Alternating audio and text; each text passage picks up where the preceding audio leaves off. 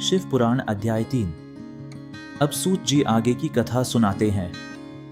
वे बताते हैं कि जब उस अनंत ज्योति स्तंभ के रूप में भगवान शिव प्रकट हुए, तब ब्रह्मा और विष्णु दोनों को अपनी सीमाओं का ज्ञान हो गया। उन्हें यह समझ में आ गया कि उनसे भी ऊपर एक परम शक्ति है। उस दिव्य ज्योति से भगवान शिव साकार रूप में प्रकट हुए। उनका स्वरूप अत्यंत तेजस्वी, शांत और दिव्य था। उन्हें देखकर ब्रह्मा और विष्णु दोनों ने श्रद्धा और भक्ति से उनका प्रणाम किया। भगवान शिव ने उन्हें उपदेश दिया कि अहंकार ही सबसे बड़ा अज्ञान है।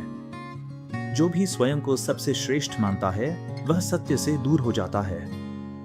लेकिन जो विनम्र रहता है और सत्य को स्वीकार करता है, वही वास्तव में ज्ञान प्राप्त करता है। विष्णु जी की सच्चाई और विनम्रता से प्रसन्न होकर भगवान शिव ने उन्हें आशीर्वाद दिया और कहा कि वे सृष्टि के पालनकर्ता के रूप में पूजे जाएंगे। लेकिन ब्रह्मा जी ने असत्य का सहारा लिया था, इसलिए भगवान शिव ने उन्हें यह वरदान नहीं दिया कि उनकी पूजा व्यापक रूप से हो। इसी कारण ब्रह्मा जी की पूजा बहुत कम स्थानों पर होती है। इसके बाद भगवान शिव ने अपने दिव्य स्वरूप और शक्ति के बारे में बताया। उन्होंने कहा कि वे ही निराकार ब्रह्मा हैं और वही विभिन्न रूपों में इस सृष्टि में कार्य करते हैं।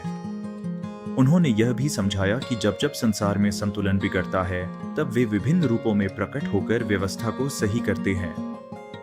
फिर भगवान शिव ने एक महत्वपूर्ण बात बताई। उन्होंने कहा कि उनके इस अनंत ज्योति रूप की पूजा ही सबसे श्रेष्ठ है। यही ज्योति रूप आगे चलकर शिवलिंग के रूप में पूजनीय बना।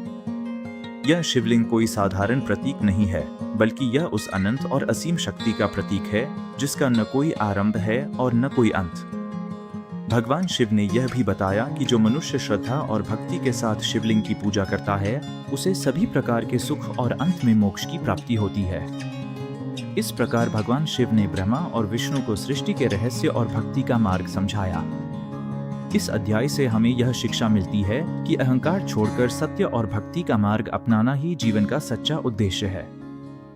अगले भाग में हम जानेंगे कि सृष्टि की रचना कैसे हुई और भगवान शिव की शक्ति किस प्रकार पूरे ब्रह्मांड में प्रकट हुई।